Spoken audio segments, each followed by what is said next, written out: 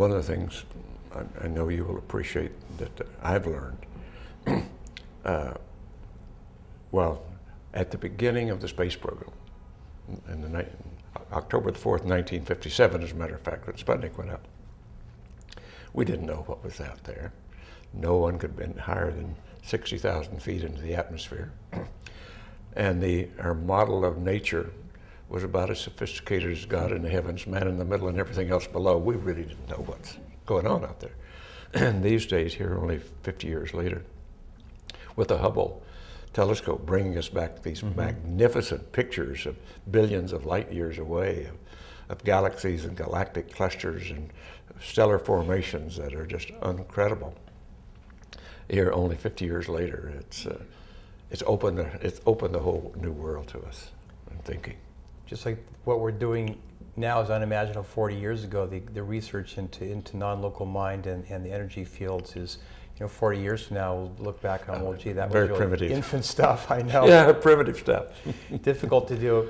20 years ago, when I just even started my practice and was working in Columbia, and I started doing acupuncture, and we would meet with the preceptor every year to talk about the students we'd be mentoring.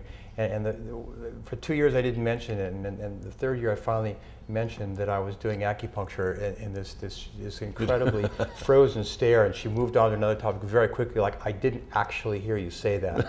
and then the next year she actually brought it up, the topic, if I were still doing kind of these unusual things. And then the third year she said, seems like this acupuncture, there's something to it. I think I might come to you for my back pain.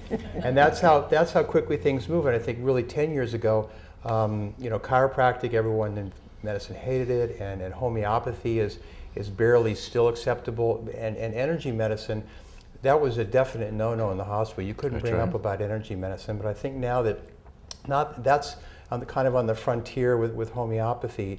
And even though physicians may not be certainly enamored of it or believe it, are highly skeptical of it, they're more accepting that there's a possibility that it may be useful. I have studied healing, non-traditional healing for years, and have experienced it myself, so that I know that it works, and I know how it works, but not completely. But I do know that we human beings can heal ourselves, and it has a lot to do with our attitude as well as our behaviors. And I agree with Woody that we have relied too much on pharmaceuticals as the panacea for our illnesses. While they may be very useful, they're not the final answer to our health and well-being, and particularly our spiritual health and well-being. I think in the field of medicine, healthcare in particular, I think we need to be focused much more on healing than we are right now. We're really so focused on the mechanics of medicine, on the use of pharmaceuticals and surgery. Not that these aren't great tools, not that I don't prescribe them myself, but I think it's about being integrative, and it's using the best of all resources that are at our disposal. I love scanning technology, and genomics and stem cell, incredibly exciting. But I think that actually being much more grounded in using therapies and approaches that have been around for years or decades or sometimes millennia, I think incorporating this into healthcare and using the best of all resources is going to make a dramatic difference as medicine has a tendency to want to become ever more technological. I see hope on the horizon. 35% of the nation's medical school deans now have said that medical school education should be integrative. So I think that even the establishment is recognizing that a change needs to take place in how consumers are receiving their health care and how doctors are changed. So for me, I'm Mr. Glass half full anyway, but I really think that this bodes extremely well for the future.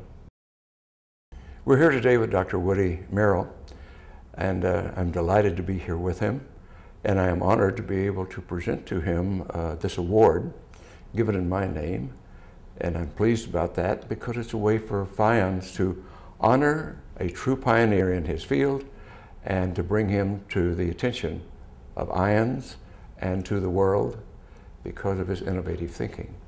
And also, one of the primary things that's happening at our point in time is a major paradigm shift, a way of thinking that is taking place and must take place if we're to create a sustainable world. And we're all on the frontier of trying to help that happen. And this is a part of the new way of thinking, the shift that has to take place as we move forward into the future.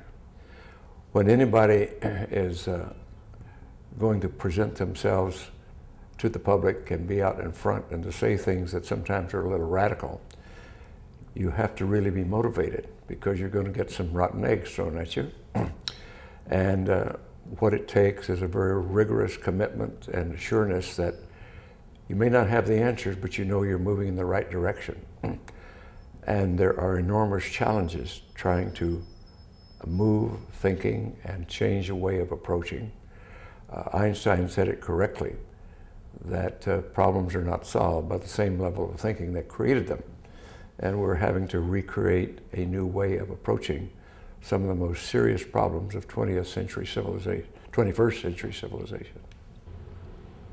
Dr. Woodson Merrill is this year's recipient of this award, and I admire his motivation. We have had great conversations and we think alike, and his very rigorous commitment to the future we're trying to create and the science that we need to understand in order to get there.